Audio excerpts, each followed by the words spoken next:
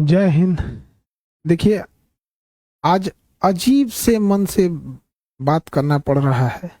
बड़ी दुखद खबर के साथ अचानक से सब चीज चल रहा था।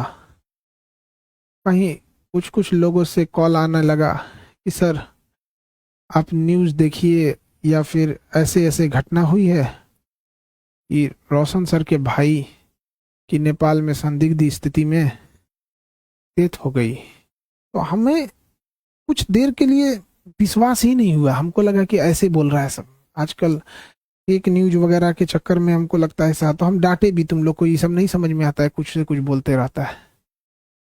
तो कुछ पल के लिए विश्वास नहीं हुआ कि ऐसे कैसे हो सकता है।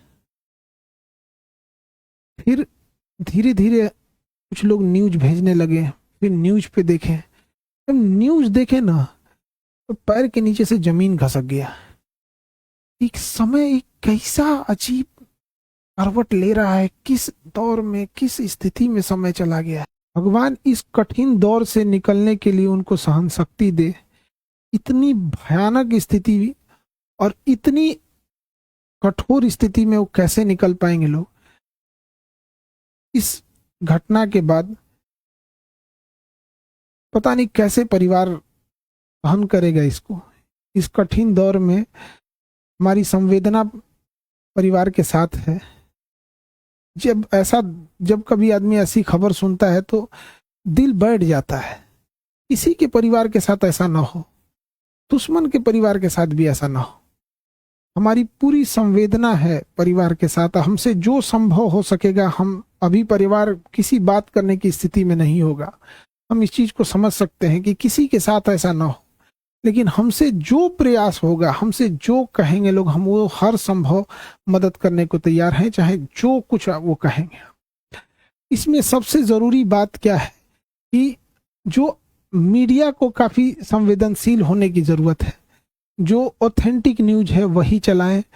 अलग अलग इधर उधर अफवाहें या अटकलों पे ना जाएं। ये बहुत संवेदनशील मामला है।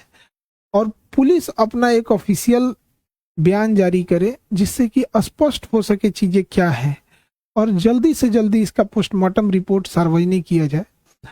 और सबसे ज्यादा जो अजीब सा चीज लग रहा है, ये कोइंसिडेंस, ये कैसे कोई तीसरा इंसान इसमें इन्वॉल्व लग रहा है।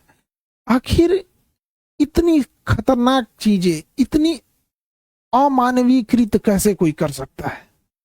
तो इसमें कोई ना कोई तीसरा साजिश जरूर कर रहा है। इसके लिए एक उच्च स्तरीय जांच होनी चाहिए, और उच्च स्तरीय जांच की रिपोर्ट को लाया जाए, और जो दोषी पाए जाएंगे उनमें एक को भी न छोड़ी जाए। फांसी से नीचे इनकी कोई सजा नहीं होनी चाहिए। आखिर ऐसा किसने, अगर किसी ने इसमें इन्वॉल्व है तो। अभी न्यूज में पता चल रहा है कि अलग अलग न्यूज अलग अलग चला रहे हैं। कृपया करके न्यूज वालों से भी हाथ जोड़कर विनती है। कोई कहता है कि मिर्गी की दवा खाई, एक दूसरा न्यूज देखो तो कोई कह रहा है कि शराब, कोई अलग न्यूज दिखा रहा है, कोई कुछ न्यूज दिखा रहा है। तो कृपया न्यूज वाले ऑथेंटिक चीजों को दर्शाओ। किसी की जान गई है, क्या मिर्गी की दवा कहाँ से थी, कहाँ से लाया गया, इसकी जांच पुलिस सार्वजनिक करे इस मामले को। और जो न्यूज में चल रहा है कि 5 लोगों को हिरासत में लिया गया है, सबसे जरूरी चीज है कि उन 5 लोग कौन कौन से थे, वो उनको नाम सार्वजनिक किया जाए। उनकी भी जांच होनी चाहिए कि वो आखिर कौन थे। दोस्त के रूप में कोई और तो नहीं था। ये तीसरा एंगल कोई हो भी सकता है इसमें। इस चीज को नकारा नहीं जा सकता है कि जिस तरह से इस मामले को तूल पकड़ाया गया, एक गार्ड का मैटर था, अपना सॉल्व हो जाता इसको, लेकिन इसको इस तरह से तूल पकड़ाया गया इतना बड़े लेवल पे। और इधर ये जब ये घटना सामने आती है तो कुछ समझ में नहीं आता है क्या करें आप। इतने कठिन परिस्थिति में पूरे लोगों को से भी विनती करते हैं कि परिवार का सहानुभूति रखें, और इस बात पर जोर दें कि तीसरा एंगल पर जांच हो, और जो लोग संदिग्ध, नेपाल ने किन 5 लोगों की गिरफ्तारी की है उनकी भी जांच होनी चाहिए, और एक उच्च स्तरीय जांच बैठाकर जो भी दोषी पाए जाएंगे उनको फांसी से नीचे सजा नहीं होनी चाहिए। देखिए, जो इंसान अब पुण्य आत्मा अब दुनिया से चली गई, भगवान उनको शांति दे, लेकिन यदि इसमें जो इन्वॉल्व है उसको पुलिस पकड़ लेती है, या उच्च स्तरीय जांच में आती है, तो कहीं ना कहीं ये उचित रहेगा।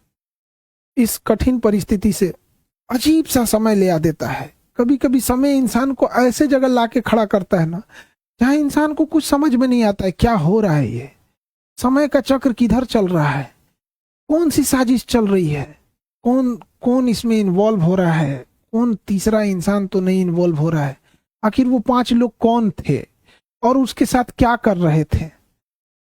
उस पुण्य आत्मा के लिए श्रद्धांजलि देते हैं। और इस कठिन परिस्थिति में मेरी संवेदना परिवार के साथ है। हमसे जो मदद हो सकेगा, हमसे जितना संभव हो सकेगा, हम उतना सहयोग करने को तैयार हैं। लेकिन सबसे जरूरी चीज है कि पुलिस को इसमें आके एक ऑफिशियल प्रेस विज्ञप्ति जारी करनी चाहिए और जल्दी से जल्दी जो रिपोर्ट है उसे सार्वजनिक करनी चाहिए, ताकि चीजें सही दिशा में जाए। मेरी संवेदना परिवार के साथ है। अब ऐसी परिस्थिति में इंसान को कुछ बोलना भी बड़ा अजीब सा लगता है कि क्या इंसान बोले, ऐसा समाज समय कहाँ ले आके खड़ा कर देता।